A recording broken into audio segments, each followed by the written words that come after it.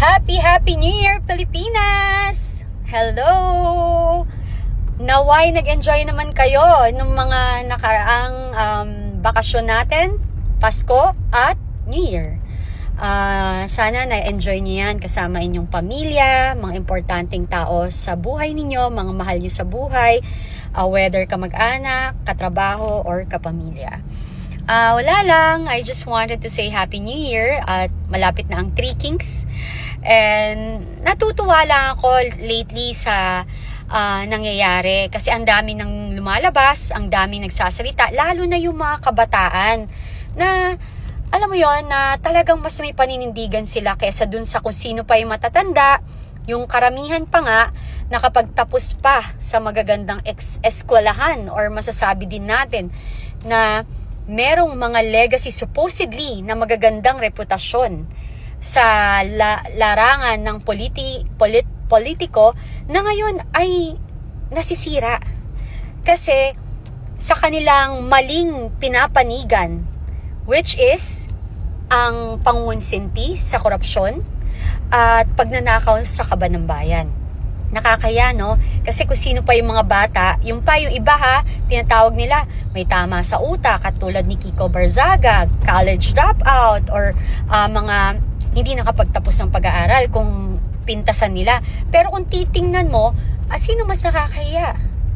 Yung mga taong masasabi nating mas matatanda na supposedly na magagay din sa mga bata at ipakita sa mga kabataan na dapat hindi tama ang korupsyon at pagnanakaw sa kaban ng bayan.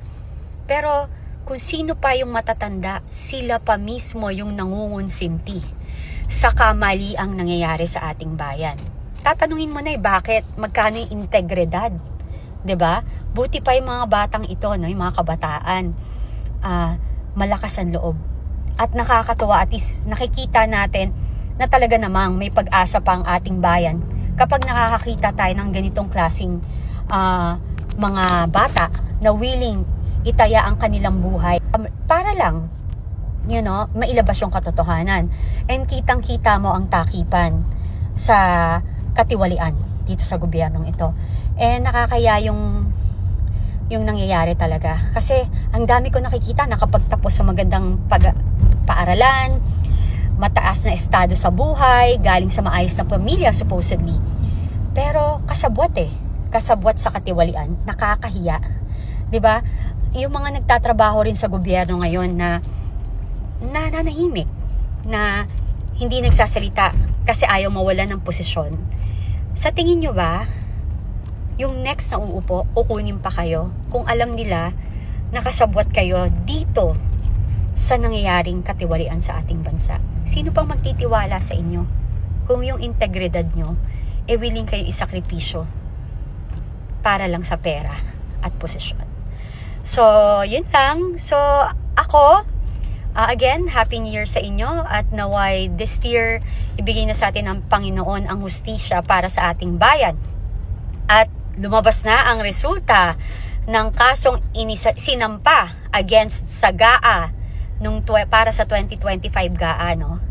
Kasi talagang kitang-kita mo doon yung mali na nangyari. Ang dami nang lumabas na testimony, mga witnesses na talaga namang ang ating mga budget ay ninakawan. So dapat talaga managot ang may sala, lalo na dun sa kinataas-taasan. Lahat ho sila, damay lahat ikulong basta may mali. God bless ho and have a wonderful weekend. Bye!